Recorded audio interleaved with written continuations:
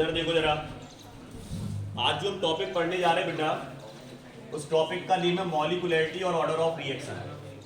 दोनों को बहुत अच्छे से आइडेंटिफाई करना सीख लो, क्योंकि इसमें ये बहुत टिपिकल है, इसको आइडेंटिफाई करना बहुत टिपिकल है, लेकिन ये सिंपली आइडेंटिफाई हो जाता है रिएक्शन देख के। It is a experimental value. जब तक आप एक्सपेरिमेंट नहीं करोगे इस वैल्यू को आप कैलकुलेट नहीं कर पाओगे। It is a theoretical value.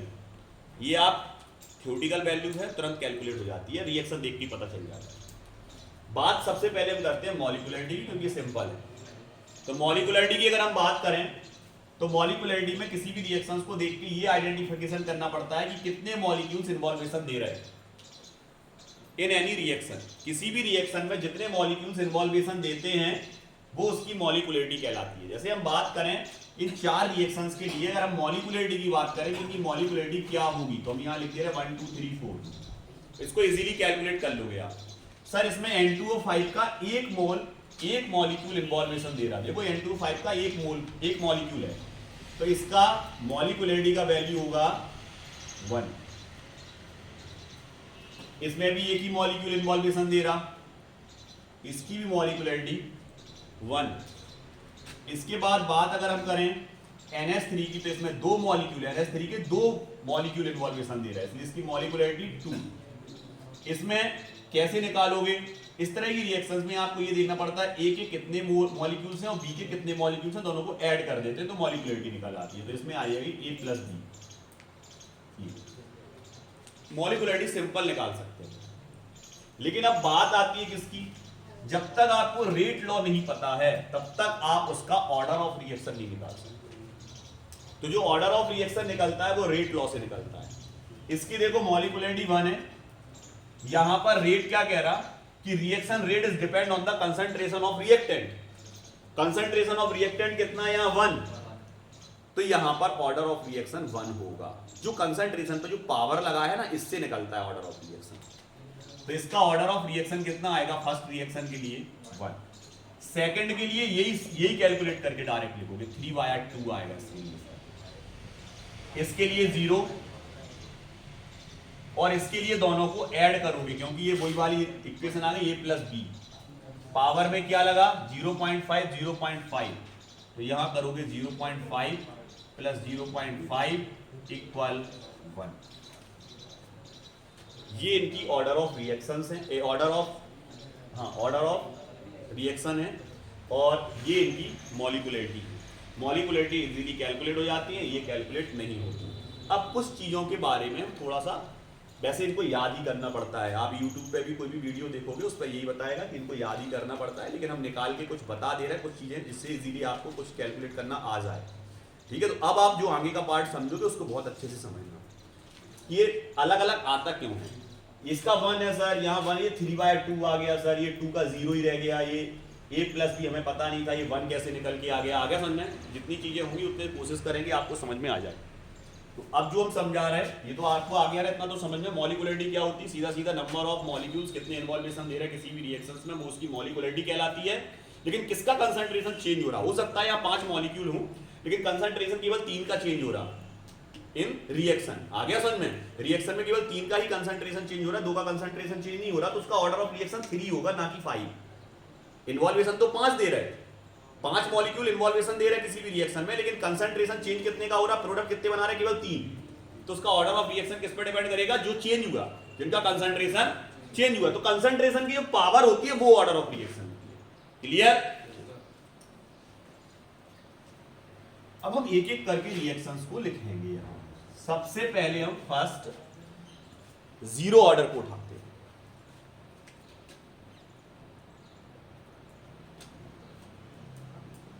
Zero order reactions की बात है, तो अब 0 ऑर्डर पे अगर हम बात करें तो 0 ऑर्डर में सबसे पहले हमने एक रिएक्शन ली H2 plus Cl2 arrow, H2 plus Cl2 arrow, दोनों में HCl बन गया, दोनों में HCl बन गया। लेकिन एक आप करा रहे हो सनलाइट की प्रेजेंस में और एक करा रहे हो डार्कनेस। एक रिएक्शन अंधेरे में हो रही है और एक सनलाइट में हो रही है। लेकिन हम देखें अगर तो इसके लिए जो रेट लॉ आता है बेटा, वो रेट लॉ आएगा इसके लिए H2 का पावर 0 इंटू Cl2 का पावर 0, मतलब टोटल 0 ऑर्डर रिएक्शन।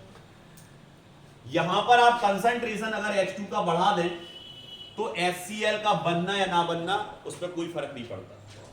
अगर आप Cl2 का कंसंट्रेशन बढ़ा दें तो इसके बनने ना बनने से कोई मतलब नहीं है। मतलब इनका कंसंट्रेशन बनने वाले प्रोडक्ट पे कोई भी इफेक्ट नहीं डाल रहा है। इस तरह की रिएक्शंस क्या कहलाती है? Zero order reaction. तो जब भी आप एनसीईआरटी या किसी भी बुक में आप देखोगे तो जीरो ऑर्डर में मेनली यही एग्जांपल आपको मिलेगा, H2 plus Cl2 2HCl dark में या सनलाइट में। क्लियर? दूसरे पे आते हैं। इसके लिए तो कोई प्रोसेस हुई नहीं तो कोई मैकेनिज्म ही निकल के नहीं आएगा। क्लियर? अब हम बात करते हैं फर्स्ट ऑर्डर की। फर्स्ट ऑर्डर की अगर हम बात करें तो फर्स्ट ऑर्डर में क्या है, तो दो चीजें आपको याद रखनी है जो हम बता रहे हैं उसको अच्छे से।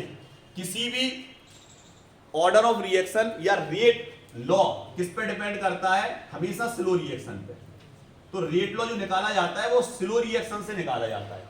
दो तरह की रिएक्शन होती है, मतलब कोई भी एक रिएक्शन होती है, जैसे हम अभी लिखेंगे रिएक्शन तो वो दो स्टेप में होगी, फर्स्ट स्टेप और सेकंड स्टेप। तो जो स्टेप स्लो होता है उससे ही आप रेट लॉ एक्सप्रेशन निकाल सकते हो, उससे ही आप रेट उसका निकाल सकते हो, रिएक्शन रेट निकाल सकते हो स्लो प्रोसेस से, ना कि फास्ट से। क्योंकि फास्ट तो क्विकली हो जाएगी, हमें उतने टाइम में कितना चेंजेस आया कंसंट्रेशन में पता ही नहीं चलेगा। तो हमेशा जो रिएक्शन स्लो चलती है उससे ही अपन रेट लॉ के एक्सप्रेशन से क्या निकाल पाते हैं? ऑर्डर ऑफ रिएक्शन निकाल पाते हैं। क्लियर? तो यहां पर एक एग्जांपल ले रहे तो आपको समझ में आ जाएगा उससे कि हाँ इस तरह से हो रहा था ये। जैसे हमने यहां लिखा 2N2O5, ठीक है सर, आपने 2N2O5 ले लिया। ये सबसे पहले कैसे टूटेगा सर? तो ये सबसे पहले टूटेगा आपका 2N2O4 में और प्लस में निकल जाएगा नेसेंट ऑक्सीजन, अकेला ऑक्सीजन। वो भी ऑक्सीजन जो आपका निकला ये ऑक्सीजन नेसेंट निकला, मतलब ये प्रोसेस हुआ N2O5 arrow N2O4 plus O, ये 2 था तो 2 बार टूटेगा, ऐसा बनाएगा लेकिन नेसेंट ऑक्सीजन 2 बार टूटेगा, 2 बार ले लो इस पर, ऐसे ही O बनेगी 2 बार। क्लियर? प्रोसेस ये कैसा प्रोसेस है? स्लो। तो आप समझ गए रेट लॉ इसी से निकलेगा। क्लियर? सेकंड टाइम में क्या होगा? सेकंड टाइम में ये जो आपका N2O5 बना, ये N2O5 फिर से रिएक्शन दूसरा, दो थे ना N2O5, तो पहला वाला तो N2O5 टूट गया, 2N2O5 लेके चल रहे ना, तो यहां पर क्या बना आपका? रुक जाओ, एक एक करके ले लीजिए। सबसे पहला एक रिएक्शन ये है N2O5 2, और इससे बन क्या रहा बेटा? इससे बन रहा 2N2O4 प्लस O2, ये बन रहा है। क्लियर? अब यहां पर अपन ने N2O5 को सबसे पहले लिया, N2O5 किसमें कन्वर्ट हुआ? N2O4 और O में। ये प्रोसेस कैसा है? स्लो। हमने लिख दिया इसमें स्लो। अब दूसरे वाले उसमें प्रोसेस में क्या होगा सर? जो N2O5 आएगा सेकंड वाला, उससे फिर से ये नेसेंट ऑक्सीजन क्या करेगा? रिएक्शन जो इसमें निकला है ये सेकंड वाले N2O5 से रिएक्शन करेगा। दो थे ना अपने पास N2O5, पहला N2O5 टूटा, N2O4 बना, ऑक्सीजन निकला। जो ऑक्सीजन निकला वो दोबारा सेकंड N2O5 से क्या करेगा? रिएक्शन ये फास्ट होगी। कैसी होगी बेटा? फास्ट। और इसमें जो बनेगा वो बनेगा N2O4। देखो फिर से N2O4 बना, इसमें से फिर एक O निकलेगा, तो ये वाला O और ये वाला O मिलके क्या बनाएंगे? O2। तो ऊपर रिएक्शन देखो, टोटल रिएक्शन में वही आ रहा होगा 2N2O4 और O2, क्योंकि ये वाला O और ये वाला O कैंसिल, ये हो जाएगा। टोटल क्या बनाओगे इसका? खत्म, यही आएगा टोटल। कितने N2O5 है? 2 लिखा है ऊपर, 2N2O5। कितने N2O4 है? 2 लिखा है ऊपर। O2 बचा है, O2 लिखा है ऊपर। इसमें ये वाली रिएक्शन फास्ट है, ये वाली रिएक्शन स्लो है, तो रेट ऑफ रिएक्शन किस पे डिपेंड करेगा? स्लो रिएक्शन पे। नंबर ऑफ मोल्स मॉलिक्यूल कितने इन्वॉल्वेशन दे रहा है? 2, लेकिन पार्टिसिपेट कितना कर रहा है स्लो रिएक्शन में? केवल 1, इसलिए इसकी मॉलिक्यूलरिटी तो सर 2 होगी, लेकिन इसका ऑर्डर ऑफ रिएक्शन। क्लियर? आ गया समझ में? अच्छे से आ गया, अच्छे से समझ में। तो ये कब निकाल पाया? क्या सिंगल रिएक्शन को देख के आपको पता चल रहा था? नहीं सर, इसकी मैकेनिज्म पता होना चाहिए, किस तरह से रिएक्शन होगा। ये एक्सपेरिमेंटल वैल्यू है सर, जब तक हमको मैकेनिज्म नहीं पता होगा हम निकाल नहीं सकते। तो लगभग याद ही करनी पड़ती है ऑर्डर ऑफ रिएक्शन, ध्यान रखोगे इस चीज को। अब बात करते हैं हम फर्स्ट के बाद सेकंड पे, सेकंड ऑर्डर की बात करते हैं। सेकंड ऑर्डर में क्या है? सेकंड ऑर्डर में वो कह रहा H2 I2 के साथ रिएक्शन करके 2HI बना रहा। तो रेट लॉ क्या कहता है? रेट लॉ ये कहता है कि ये पूरी रिएक्शन ही स्लो है, और पूरी रिएक्शन स्लो है तो दोनों की कंसंट्रेशन पे डिपेंड करेगा, इसकी भी और इसकी भी। तो रेट लॉ क्या निकल के आएगा सर? H2 का पावर 1 इंटू I2 का पावर 1, 1 + 1 = 2। सर ये सेकंड ऑर्डर रिएक्शन होगी, क्योंकि स्लो स्टेप में दोनों मॉलिक्यूल इन्वॉल्वेशन दे रहे हैं। पहले वाले में स्लो स्टेप में केवल एक मॉलिक्यूल इन्वॉल्वेशन दे रहा था, इसलिए वो फर्स्ट ऑर्डर था। इसमें दोनों मॉलिक्यूल इन्वॉल्वेशन दे रहे हैं, इसलिए ये सेकंड ऑर्डर।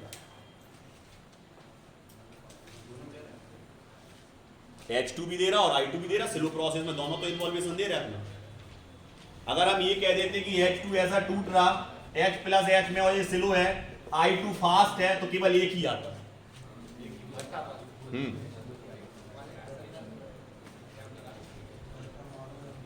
अब बात करते हैं बेटा थर्ड के लिए। अब बात कर रहे हैं थर्ड ऑर्डर के लिए। थर्ड ऑर्डर की अगर हम बात करें, यहां पर एक रिएक्शन लिख रहा है बेटा 2 FeCl3 + 6Ki एरो। क्या बन रहा है यहां पर? 2 FeI2 + 6 KCl + I2। अब आप सोचो कि इसमें मॉलिक्यूलरिटी कितनी होगी, तो आप कह दोगे सर बिना देखे 8, 6 + 2। मॉलिक्यूलरिटी तो डायरेक्ट निकलती है सर, मॉलिक्यूल इन्वॉल्वेशन कितना दे रहे हैं, तो 6 + 2 = क्या कितना हो जाएगा? 8। तो मॉलिक्यूलरिटी तो डायरेक्ट निकल आएगी। लेकिन हम बात कर रहे हैं किसकी? बात कर रहे हैं इसकी मैकेनिज्म की। तो सबसे पहले FeCl3 मैकेनिज्म में किससे रिएक्शन करेगा? तो FeCl3 रिएक्शन करेगा बेटा Ki से, और ये प्रोसेस होगा स्लो। कैसा प्रोसेस है? स्लो। बनेगा क्या सर इसमें? इसमें बनेगा आपका FeI2 प्लस 2 I निकल गए इसमें से, 2 KCl निकलेंगे, 2 KCl प्लस 1 Cl नेगेटिव के फॉर्म में निकलेगा। ये बनेगा sir FeI2 + 2 KCl + Cl negative. और ये जो आपका Cl नेगेटिव बना, ये दूसरी वाली रिएक्शन में इन्वॉल्वेशन देगा फिर से Ki के साथ, और वो भी कितने? 2। ये जुड़ जाएंगे और I2 निकल जाएगा, तो बन जाएगा 2 KCl + I2। इस प्रोसेस में ऊपर वाला स्लो है, नीचे वाला मतलब नीचे वाली रिएक्शन अब फास्ट होगी, तो कैलकुलेट केवल इससे होगा, ना कि नीचे वाले प्रोसेस से होगा। तो अगर कैलकुलेट इससे होगा तो 100% ये मान लें कि इसमें टोटल मॉलिक्यूल्स कितना इन्वॉल्वेशन दे रहे हैं, तो आप कहोगे FeCl3 का केवल एक मॉलिक्यूल, और Ki के 6 थे, लेकिन कितने मॉलिक्यूल स्लो रिएक्शन में इन्वॉल्वेशन दे रहे हैं? 2। तो रेट लॉ क्या हो जाएगा बेटा? अगर हम बात करें, क्या इसके लिए आप रेट लॉ लिख सकते हो? आप कहोगे बिल्कुल लिख सकते हैं सर, रेट लॉ के लिए कुछ होते ही नहीं है। रेट इक्वल K, सबसे पहले FeCl3 ऊपर 1, एक ही है ना, इनटू फिर क्या आ जाएगा? इनटू आएगा प्लस आएगा, जल्दी बताओ, इनटू ही आएगा, ऊपर क्या आएगा? और Ki, ऊपर पावर कितनी आ जाएगी इसकी Ki की? 2। कितना आएगा ऑर्डर ऑफ रिएक्शन निकल के? 3। देखने में मॉलिक्यूलरिटी कितनी लग रही थी? 8, लेकिन निकला कितना? 3। समझ गए? 3 निकला तो कौन से ऑर्डर की रिएक्शन होगी? ये लिखा, थर्ड ऑर्डर। क्लियर? अभी चलाएंगे। क्लियर? आ गया समझ में बेटा यहां तक? कोई दिक्कत? कोई दिक्कत नहीं ना? अब इसी तरह से बेटा एक और रिएक्शन लास्ट देखो, 0। सर 0 ऑर्डर रिएक्शन क्या होती है? 0 ऑर्डर रिएक्शन हो गई, पहले हो गई ना, एक और पढ़ लो लास्ट, सीडो ऑर्डर।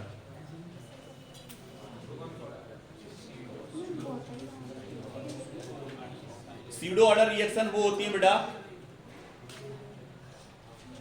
जो देखने पर तो ये लगती है कि सेकंड ऑर्डर रिएक्शन है, लेकिन वास्तव में फर्स्ट ऑर्डर होती है।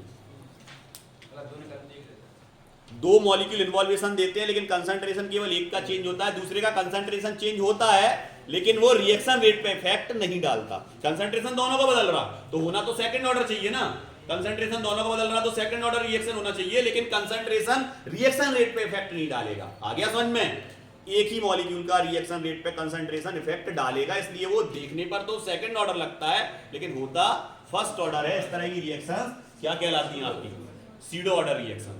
इसमें सर कैसे आइडेंटिफाई कर लेते कि सीडो ऑर्डर रिएक्शन है? ट्रेक है, सीधा सीधा वाटर होगा, 101% वाटर होगा। अगर वाटर उसमें इन्वॉल्वेशन दे रहा उस रिएक्शन में तो वो सीडो ऑर्डर है।